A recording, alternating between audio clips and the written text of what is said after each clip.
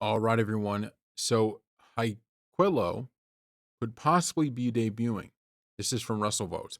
Don't know when, probably after the reset, once WrestleMania comes and goes, I think the rosters will look a little different, all three brands. So I could see Haquillo showing up on NXT. I don't know, maybe May or June. But when he does, whenever that is, expect a big push. They like this guy. He's big, he's tall, he knows what he's doing. He's got a family background. I'd expect a decent push when he shows up. So I've actually never watched him wrestle. Okay? I've never seen him wrestle.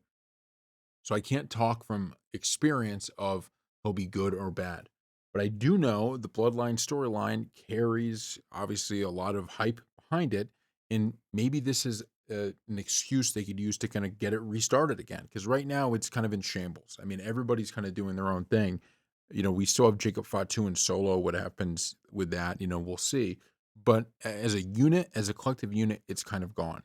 And when you see even Roman Reigns losing Paul Heyman, like this thing is really in the tank.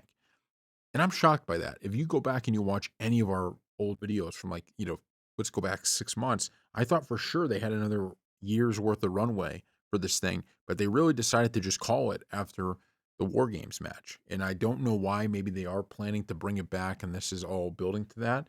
But I was shocked. I thought for sure they were going to keep that going because they had so many more rivalries.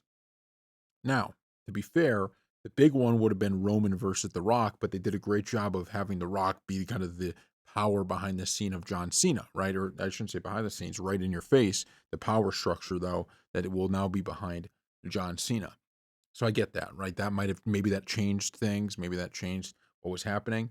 But they just have so many ways they can go with it. And anytime you add a new member and someone that they're going to give a big push to, once he's on regular WWE TV, that gives them an excuse to kind of bring that back. Because I do think the bloodline could still exist in some form, right? Like I'm not maybe Jacob Fatu's gone, but Solo, Tonga's them together. That's a decent stable, and now you can add this guy in there when he's up there. But I wouldn't even hate seeing them all back together. I mean, you put Roman and the Usos and everybody back in this thing, but maybe they're kind of slow walking it a little bit.